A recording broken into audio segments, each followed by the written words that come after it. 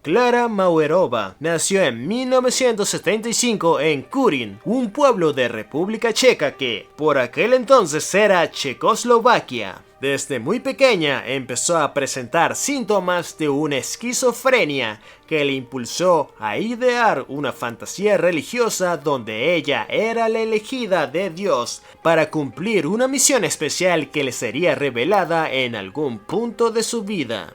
Klara se consideraba la Juana de Arco de la actualidad. Sin embargo, sus hazañas fueron muy distintas a la de esta heroína de la historia francesa. Caterina, la hermana menor de Klara, también sufría de esquizofrenia.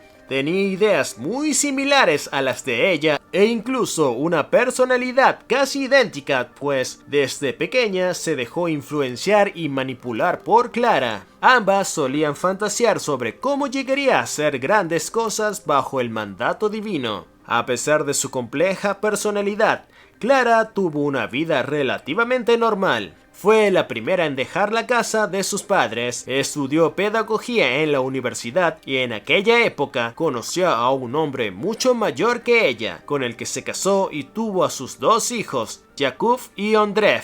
Aunque tenía la apariencia de una familia completamente funcional, pasado unos años, el esposo de Klara, cansado de su personalidad enajenada y violenta y sus cambios de humor, la abandonó a ella y a sus hijos, dejándolos bajo el cuidado de una madre evidentemente incapacitada para cuidar de alguien más. Klara intentó ser la mejor madre para sus hijos, siendo un ejemplo para ellos, cuidándolos y brindándoles toda la atención que ellos necesitaban. Sin embargo, la soledad y el resentimiento le hicieron caer en una depresión muy profunda. Aquello la llevó a invitar a su hermana Caterina a mudarse a la casa con ellos y así poder tener un apoyo para salir del hueco emocional en el que se encontraba. Poco después de que las hermanas estuvieran viviendo juntas, ocurrió un suceso que cambiaría la vida de las dos para siempre. Klara conoció en la universidad a Barbora Skarlova, una pequeña niña de 13 años que había escapado de un centro de menores por los malos tratos y que no tenía a dónde ir. Antes de continuar, ¿qué opinas de lo que te estamos contando en este video? ¿Sabías de la historia que inspiró la película de La Huérfana? Déjame tu respuesta en la caja de comentarios.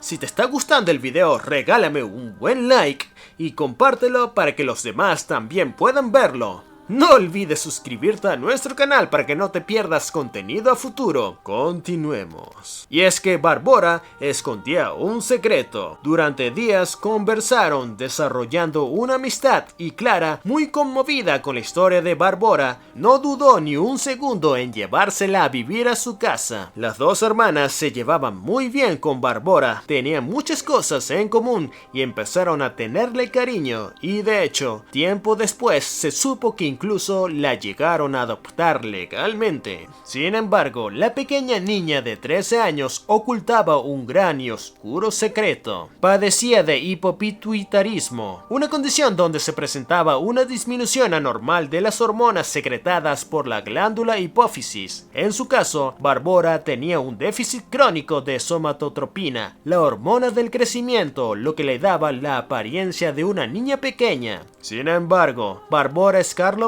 tenía 32 años. Además del hipopituitarismo, Barbora poseía rasgos psicopáticos, violentos y esquizofrénicos, a la vez que tenía trastorno de identidad disociativa, también conocido como desorden de personalidad múltiple y un increíble poder de manipulación. Barbora decidió utilizar la enfermedad a su favor y durante casi toda su vida se hizo pasar por una niña. Pasó de hogar en hogar contando la historia de que era huérfana y que la maltrataban en el reclusorio en el que estaba, tal y como hizo Klara. La pequeña niña se adaptó rápidamente a la familia y las hermanas estaban tan encantadas con el comportamiento de Barbora que aceptaron formar parte de la religión que ella profesaba. El movimiento Grial es una agrupación de personas que profesan libremente las enseñanzas de la obra en la luz de la verdad, Mensaje del Grial de Abdurrushin, donde se ofrece vías claras para el propio conocimiento, así como de Dios y del mundo, y que responde las grandes interrogantes de la vida. ¿Quiénes somos? ¿De dónde venimos? ¿Y hacia dónde vamos? En la actualidad existen movimientos del Grial en más de 40 países que a su vez se componen de círculos del Grial particulares, y a uno de estos círculos pertenecía Bárbara, acompañada posteriormente por las hermanas Mauerova. El círculo al que pertenecían las tres mujeres era prácticamente una secta donde se apoyaba y practicaba el abuso, la violencia, la promiscuidad,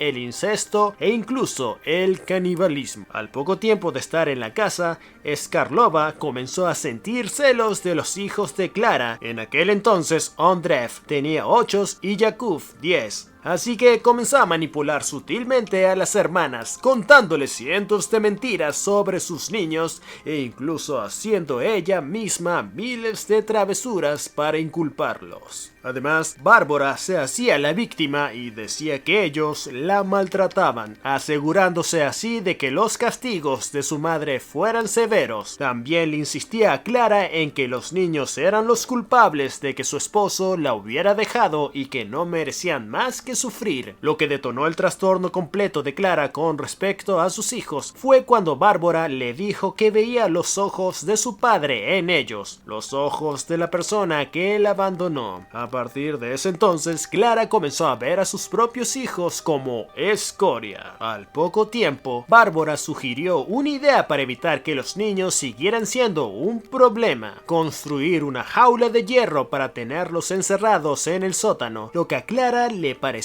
una idea maravillosa. La jaula fue construida por el herrero del pueblo, quien nunca se imaginó que tendría un fin tan barbárico. Así, los niños fueron encerrados allí completamente desnudos en el sótano de la casa familiar. Los pobres niños permanecieron en aquella jaula varios meses, durante los cuales fueron sometidos a diversas torturas orquestadas por Bárbara y el líder del círculo religioso, a quien llamaban el doctor, y les enviaba instrucciones diarias de lo que debían hacerles por mensajes de texto. Los quemaba con cigarrillos, pellizcaban, azotaban, los ataban y amordazaban cuando llegaban visitas a la casa y los privaban de alimento durante días. Pasaban semanas durmiendo sobre sus propias heces y micciones, pues solo de vez en cuando la madre o la tía les lanzaba cubos de agua helada para limpiar el lugar. Unos días, incluso otros hermanos del círculo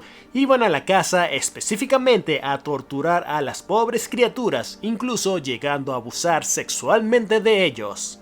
Un día, Bárbara tuvo una idea que ella describió como increíble y se la contó a Clara, quien aceptó totalmente fascinada. Comenzaron a darle de comer a los niños abundantemente durante varios días para que subieran de peso, al mejor estilo de los hermanos Grimm. Entonces su propia madre bajó al sótano con un cuchillo y le pidió a Ondrej, el más pequeño, que sacara una pierna entre los barrotes que Caterina y Bárbara sujetaron firmemente mientras su madre le cortaba trozos de carne. En medio de los gritos de terror de ambos niños, reían en sus caras a carcajadas y devoraron sus pedazos. Jakub permaneció en vilo un mes, pues sabía que más temprano que tarde su destino sería el mismo, y así fue. Su madre le arrancó pedazos de un brazo y se los comió mientras se reía y le decía que merecía sufrir. A partir de aquel momento y durante un año, el barbárico ritual se repetía. Las mujeres bajaban al sótano, Clara le arrancaba pedazos de carne a uno de los niños y luego las tres los devoraban